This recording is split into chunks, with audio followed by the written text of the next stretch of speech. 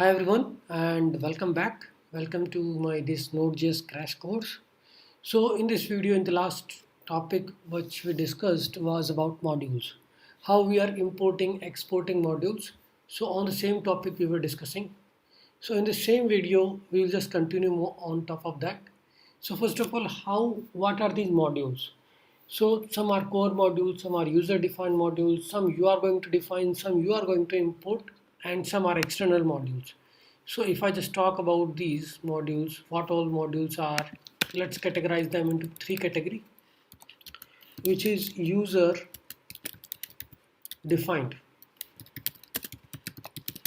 Okay, some are core modules and some are internal modules. Sorry, external, we already have this category. External modules, like if you wanted to get Express. So Express module is something which is a web framework for Node.js, is not available in the core. So you have to import it. Core modules like FS, HTTP,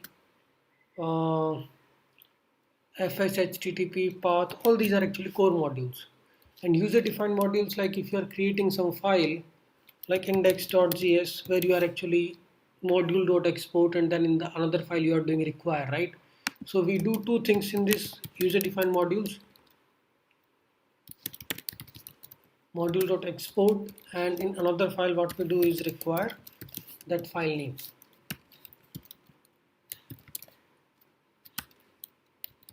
Whatever. Okay, this is how we do a user-defined modules. Core modules are those which are available in Node.js. We just need to do require fs, require http, require path.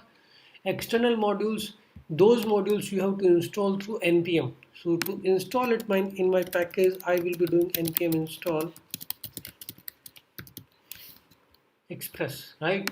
So this is how I can get the external modules available in my project. Okay, so we just divided and there is a huge list of these packages. We're not talking about all of these, but just basic understanding. Assert is for assertions testing, buffer is provide ability to handle the buffer containing binary data.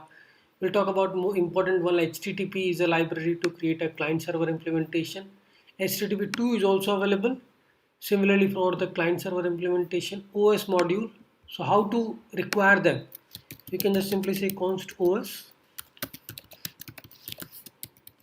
require OS. So this is how you will get OS module. Similarly, if you are looking to get the FS module from the core module, so you can just do FS. Right now you can call all the other methods available in these modules like fs.read file, async, read file.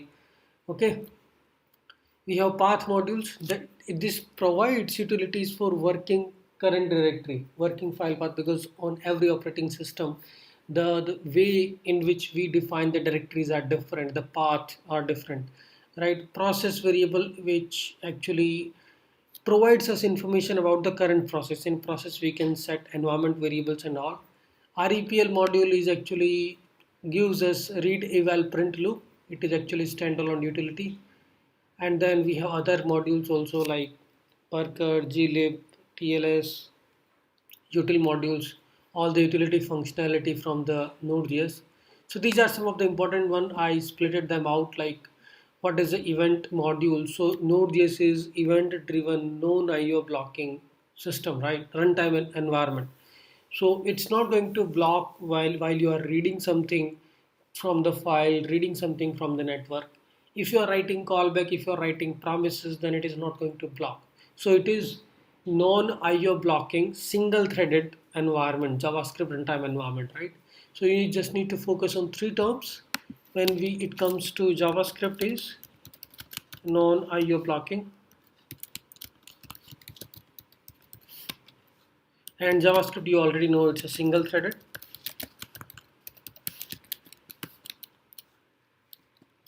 Non-IO blocking, single-threaded, and it is event-driven.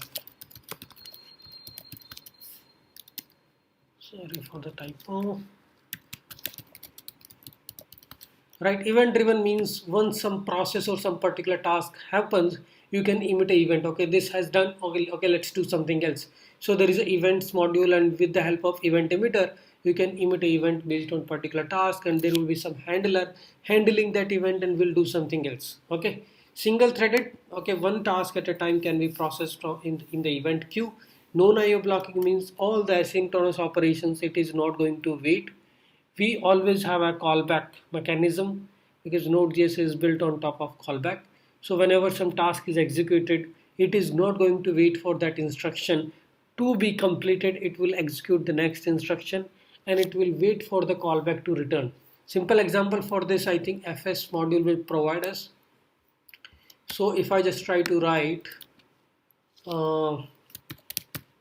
console.log here,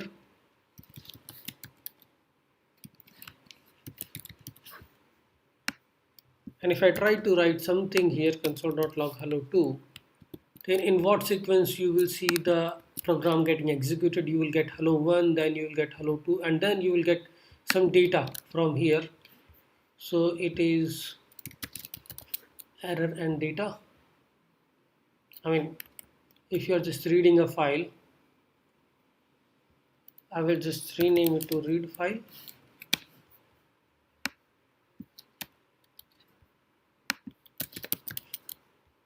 If error is there, otherwise we can just. So if you just try to run this and try to see, then you will get hello1, then hello2, and then data, because this is asynchronous operations and we are interpreting this in the callback. Okay, so the read file takes two arguments. You can see if I just show the definition, second argument is a callback. Second argument, this callback will be triggered once the read file is done. So it is asynchronous operation that will be processed through the event loop. We'll talk about that in the Node.js architecture. Okay, so you will get hello1, hello2, and then file. So indirectly it is not stopping you to execute the next instruction, line 13, when you are reading a file. So that means that is non-IO blocking. You are reading file something from the disk, but it's not blocking you to execute this, right? It is just waiting. Once the callback is returned, it will get the return, it will notify the process. Okay, this is done. Okay, so these are the non-IO blocking, single threaded, and event driven. Now if we talk about the FS module, the very first module which we have, it is just reading the file. This is asynchronous way of reading the file. So there is another module, read file async or read file sync. So it is a synchronous read of the file, and there you will not get this callback.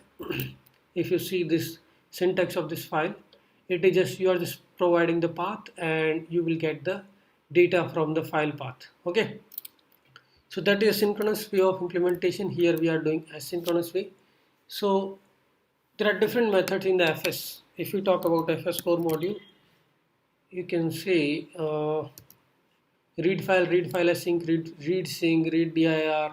So it is all about all the utilities about files, where you are reading a file, writing a file, reading a file as a stream, writing a file as a stream. So you will be creating a read stream, creating a write stream, because Node.js supports the file streams. If there is a huge amount of data you are sending to the client or reading from the client, then you can use a read and write stream. Okay, that we will take a look into the detailed. Another modules are like HTTP. I think that we can cover in the next video.